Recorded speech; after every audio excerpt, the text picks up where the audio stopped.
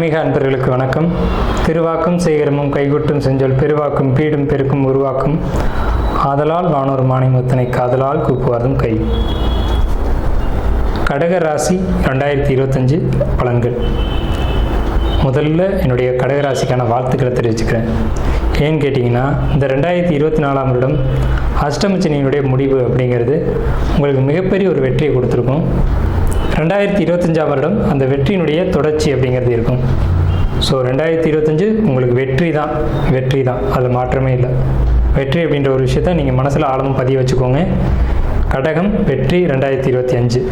So 2025 கடக ராசிக்கு எப்படி இருக்க போகுது அப்படின்னு பார்க்குறதுக்கு முன்னாடி நீங்கள் பழைய இந்த 2024 வருஷத்தில் ஏற்பட்ட கசப்பான அனுபவங்களை ஒரு முறை நீங்கள் லைட்டாக நீங்கள் ஒரு சிந்தனைக்கு ஓட்டினீங்க அப்படின்னா 2025 வந்து உங்களுக்கு மிகப்பெரிய ஒரு வெற்றி காத்துக்கிட்டு இருக்கு அப்படின்றது தெரியும். ஏன்னா கடினமான சோதனையில் கடந்து வந்திருக்கீங்க 2024ஆம் வருடம். என்ன விஷயம்னு கேட்டிங்கன்னா, 2024 உங்களுக்கு அஷ்டமச்சனி அப்படின்ற ஒரு விஷயம் நடந்துகிட்டு இருந்தது. ஸோ யார் நல்லவங்க யார் கெட்டவங்க, எந்த இடத்துலேருந்து எப்படிப்பட்ட பிரச்சனைகள் வரும், நம்ம அதை எப்படி சமாளிக்கணும் அப்படின்ற ஒரு படிப்பினை யார் கொடுத்துருக்காங்க அப்படின்னு கேட்டிங்கன்னா சனி பகவான் தான். கசப்புகளை விட்டுடுவோம். நல்லவர்கள் தீயவர்களாகலாம், தீயவர்கள் நல்லவர்களாகலாம், அது காலத்தினுடைய ஒரு அமைப்பு. ஆனால் யார் எப்போ எப்படி ரியாக்ட் பண்ணுவாங்க அப்படின்றத 2024ஆம் வருடம் உங்களுக்கு காமிச்சிருக்கும். ஸோ நீங்கள் எப்போவுமே எப்படி கவனமாக நடந்துக்கணும் அப்படின்ற ஒரு விஷயத்தையும் உங்களுக்கு 2024ஆம் வருடத்தில் சனி பகவான் காமிச்சிருப்பார். ஸோ இது வந்து அஷ்டமச்சனி அப்படின்னு நீங்கள் பார்க்க வேண்டியதில்லை. நமக்கு நடந்த நல்ல அனுபவங்களாக நீங்கள் பார்த்தீங்க அப்படின்னா உங்களுக்கு அது ஒரு நல்ல விஷயமா தெரியும். இந்த வரக்கூடிய வருஷம் வந்து 1/1/2025ஆம் வருடம் புதன்கிழமை உத்திராட நட்சத்திரத்தில் பவகரணத்தில் பிரதமை திதியில் ஹர்ஷனம் நாமயோகத்தில் புத்தாண்டு பிறக்குது. முதல்ல என்னுடைய வாழ்த்துக்களை நான் தெரிவிச்சுக்கிறேன். கடகராசிக்கு பொறுத்த வரைக்கும் என்ன நன்மைகள் நடக்கும் அப்படின்னு பார்த்தீங்கன்னா, எல்லா நன்மைகளுமே கடகராசிக்கு நிச்சயமாக இந்த 2025 உண்டு. நீங்கள் எதிர்பார்க்காத லாபம் உண்டு, நீங்கள் எதிர்பார்க்காத தனவரவுகள் உண்டு, அதிர்ஷ்டம் உண்டு இந்த 2025ஆம் வருடத்தில் கடகராசியை பொறுத்த வரைக்கும். ஓகே, இந்த 2025ஆம் வருடம் கடகராசிக்கு கிரக பயிற்சிகள் எப்படி இருக்குது? 4 கிரக பயிற்சிகள் இந்த 2025 வருட கிரகங்கள் பயிற்சி ஆகுது. இந்த வருட கிரகங்களை ஒட்டி தான் நம்ம வருட பலன்கள் அப்படிங்கிறத எடுக்கிறோம். வருட பலன்கள் அப்படிங்கிறது 12 மாதத்துக்கு முழுமையாக நடக்கும். ஸோ இந்த வருட கிரகத்தை பொறுத்த வரைக்கும் முதன்மையான கிரகம் யான்னு கேட்டிங்கன்னா குரு. ஒரு வருடத்துக்கு ஒரு ராசி மாறக்கூடிய இந்த குரு பகவான் தான் வருட கிரகத்தில் சுப பலன்களை தீர்மானிக்கக்கூடியவர். அடுத்தபடியாக பார்த்தீங்கன்னா சனி பகவான். இவர் 2 வருஷத்துக்கு ஒரு ராசியில் இருக்காங்க, பொறுமையாக நகர்றாங்க. இருக்கிறதுலே பெரிய கிரகம் அப்படின்ற சனி தான். அசுப கிரகம்னு சொன்னாலும் அவங்க நிறைய நன்மைகளை கொடுக்குறாங்க. கடகராசியை பொறுத்த வரைக்கும் மாரகாதிபதியான சனி பகவான் உண்மைதான். ஆனால் அவர்கள் நல்ல போதனைகளை உங்களுக்கு கடந்த வருஷங்களில் கொடுத்துருக்காங்க. ஸோ சனி பகவானுடைய இந்த வருட அமைப்பு அப்படிங்கிறது எப்படி இருக்குன்னு கேட்டிங்கன்னா, பாகிஸ்தான்ன்ற 9ஆம் இடத்துக்கு சனி பயிற்சியாகி போகிறாங்க மார்ச் 29ஆம் தேதி அன்று. இந்த 9ஆம் இடத்துக்கு சனி பகவான் எப்போ பயிற்சி ஆனாலும் சரி, எந்த ராசிக்கு ஆனாலும் சரி, பதவி உயர்வுகள் உண்டு. நீங்கள் இருக்க பொசிஷன்லேருந்து அடுத்த பொசிஷனுக்கு போவீங்க. அது ஜாப்பாக இருக்கலாம், குடும்பமாக இருக்கலாம், அல்லது எந்த ஒரு இடமா வேணாலும் இருக்கலாம். சரி, வேலையில் ப்ரொமோஷன் சொல்லிட்டீங்க, குடும்பத்தில் எப்படி சொல்லுவீங்க அப்படின்னு கேட்டிங்கன்னா, ஒரு தாயாகக்கூடிய ஒரு அமைப்பு அப்படிங்கிறது ப்ரொமோஷன் தானே. திருமணமான பெண் அப்படிங்கிறது மனைவி, குழந்தை தரிச்சிட்டாங்க அப்படின்னா அவங்க வந்து தாய். ஸோ இந்த குடும்பத்தில் யாருக்காவது குழந்தை வேணும் அப்படின்னு வெயிட் பண்ணியிருந்தீங்க அப்படின்னா கடகராசிக்காரங்களை பொறுத்த வரைக்கும் சொல்கிறேன், 2025 கண்டிப்பாக ஒரு தாய்மை அடையக்கூடிய ஒரு அமைப்பு நிச்சயமாக உண்டு கடகராசிக்கு. 2வது விஷயம், அங்கே கேது இருக்காங்க. 2ஆம் வீட்டில் கடகராசிக்கு கேது இருக்காங்க. இந்த இடத்துல நான் எச்சரிக்கை கொடுக்குறேன். கேது அப்படின்ற ஒரு பிளானட் பொறுத்த வரைக்கும் சைலண்ட் கில்லர். கேது இருக்குனாலுமே நம்ம அந்த இடத்துல எச்சரிக்கையாக இருக்கணும். 2ஆம் இடம்ன்ற குடும்பஸ்தானத்தில் கேது இருக்காங்க. ஸோ குடும்பத்துக்குள்ளே கவனம். கரு உண்டாயிடுச்சுன்னா ரொம்ப நீங்கள் கவனமாக இருக்கணும். ப்ரெக்னன்சி ஆகிட்டீங்க அப்படின்னா ரொம்ப ரொம்ப எச்சரிக்கையாக இருக்கணும். ஏன்னா கேது அதனுடைய ஆதிக்கத்தை வந்து காமிச்சிட்டு போயிடக்கூடாது. ஸோ கருத்தரிப்பது உறுதி, அதுவுமே கேதுவோடைய ஒரு அமைப்பு தான். ஆனால் அதில் சில பிரச்சனைகளையும் கொடுக்கறதுக்கான வாய்ப்புகள் உண்டு அப்படின்றத நம்ம எதிர்மறையாக சொல்லலை, ஒரு எச்சரிக்கையாக சொல்கிறோம். அடுத்து குரு பகவானுடைய அமைப்பு அப்படிங்கிறது உங்கள் ராசிக்கு 12ஆம் வீட்டில். இதை பொறுத்த வரைக்கும் விரய குரு அப்படிம்பாங்க. விரய குரு அப்படிங்கிறது ஒரு மோசமான அமைப்பு அப்படின்னு நம்ம எடுத்துக்க வேண்டியதில்லை. விரய குருனால என்ன நன்மைகள் இருக்குது அப்படின்னு பார்த்தீங்க அப்படின்னா, நீண்ட தூர பயணங்கள் போகிறது விரய குரு தான். பயணங்கள் மூலமாக லாபம் அடையிறது விரய குரு தான். நீண்ட தூர பயணத்தின் மூலமாக தொழிலை வளர்ச்சி அடைய செய்கிறதும் விரய குரு தான். விரை குரு தான் நல்ல தூக்கத்தையும் கொடுக்கும், நிம்மதியான தூக்கத்தையும் விரை குரு தான் கொடுக்கும். கடகராசிக்காரங்களே எப்போவுமே படுத்த உடனே தூங்கக்கூடிய ஒரு நபர்கள் தான். இருந்தாலும் இந்த 2025ஆம் வருடத்தில் கவலைகளை மறந்து சந்தோஷமாக தூக்கத்தை ஏற்படுத்தக்கூடிய ஆண்டாக இந்த கடகராசிக்கு நிச்சயமாக அது இருக்கும். ஸோ கடகராசியை பொறுத்த வரைக்கும் உங்களுடைய கிரக அமைப்புன்றது 2ஆம் இடத்துல கேது, 8ஆம் இடத்துல ராகு, 9ஆம் இடம்ன்ற பாக்கியஸ்தானத்தில் சனி, 12ஆம் இடம் என்ற விரய குரு. ஸோ இந்த அமைப்பை பொறுத்த வரைக்கும் உங்களுக்கு குருவினுடைய பார்வை அப்படின்ற ஒரு அமைப்பு என்ன நன்மைகளை ஏற்படுத்து அப்படின்னு பார்த்தீங்கன்னா, உங்களுக்கு 4ஆம் வீட்டை குரு பகவான் பார்க்குறாங்க. 4ஆம் வீடு அப்படின்றது சொத்து, சுகம், சேர்க்கை, உடல் ஆரோக்கியம், சொந்த பந்தம், இந்த விஷயங்கள்லாம் சுட்டி காட்டும். உங்களுக்கு சொந்த பந்தத்துக்கிட்ட ஒரு மதிப்பு மரியாதைகள் ஏற்படும். இது வரைக்கும் நம்மளை ஒதுக்கி வச்ச மாதிரியே தெரியும், அவங்களாம் நம்மளை ஒதுக்கிட்ட மாதிரியே தெரியும். பொதுவாக கடகராசியினுடைய குணம் அப்படின்னு எடுத்துக்கிட்டாலுமே சொந்த பந்தத்தை நிறைய அனுசரிப்பாங்க, சொந்த பந்தம் வேணும்னு நினைப்பாங்க. அதாவது ஒரு சொந்தக்காரங்க வந்துட்டாங்க அப்படின்னா அவங்கள உபசரிக்கிறதுல கடகராசி அடிச்சுக்கவே முடியாது.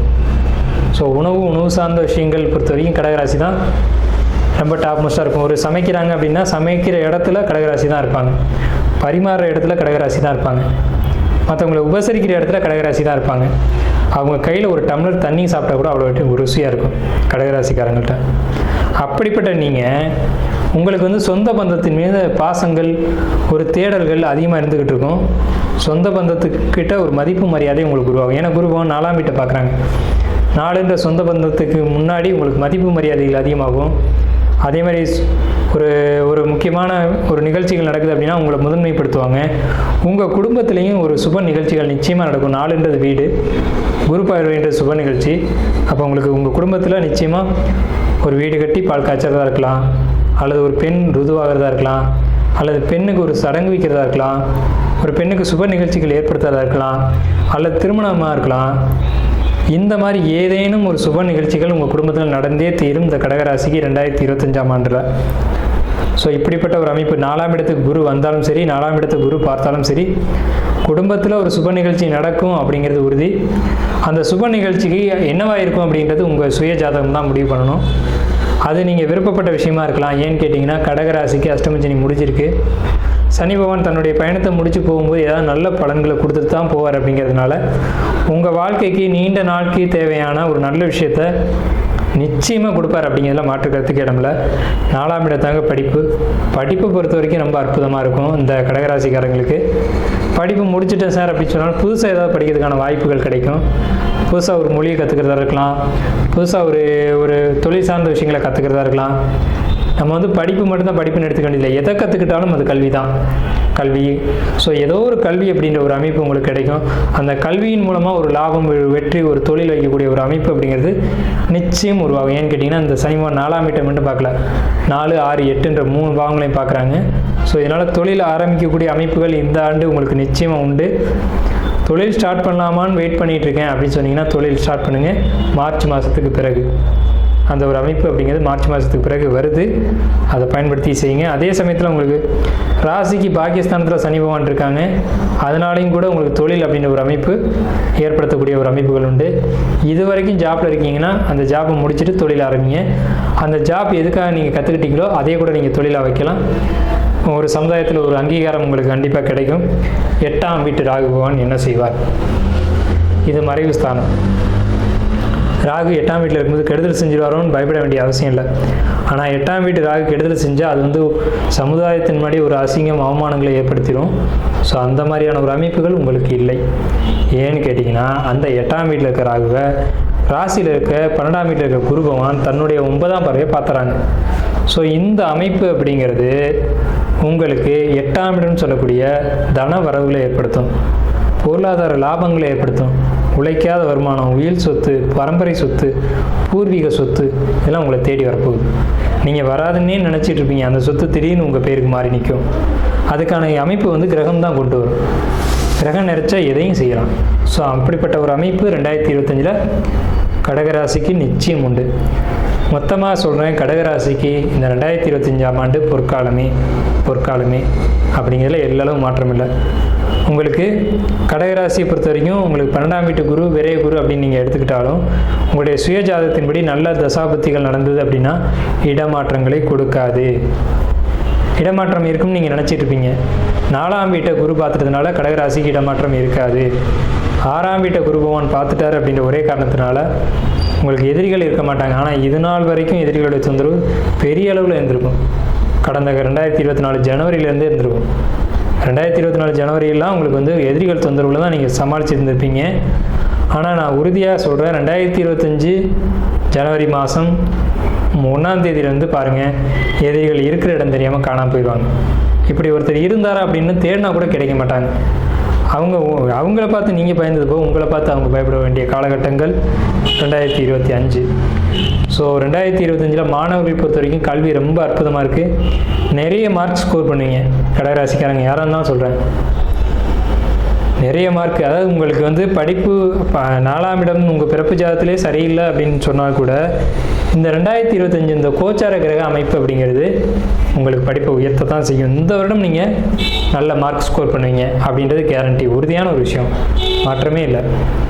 அதே மாதிரி நீட் எக்ஸாம் எழுதுகிறவங்க, 8ஆம் வீட்டை குரு பார்க்குறாங்க, அதே மாதிரி ஆராய்ச்சி படிப்புகள் படிக்கிறவங்க, இவங்களுக்கெல்லாம் வந்து ரொம்ப சிறப்பாக இருக்கும். இதெல்லாம் நல்லபடியாக முடிச்சுட்டு வெளியில் வருவீங்க.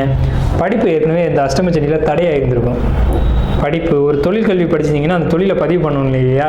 அந்த தொழிலை பதிவு பண்ணும்போது ஏதாவது ஒரு எழுத்து பிழை இருக்குது, இல்லை அந்த பேப்பர் கிடைக்கல, இந்த பேப்பர் கிடைக்கல, இப்படிலாம் சொல்லி உங்களை அலைக்கழிச்சிருப்பாங்க.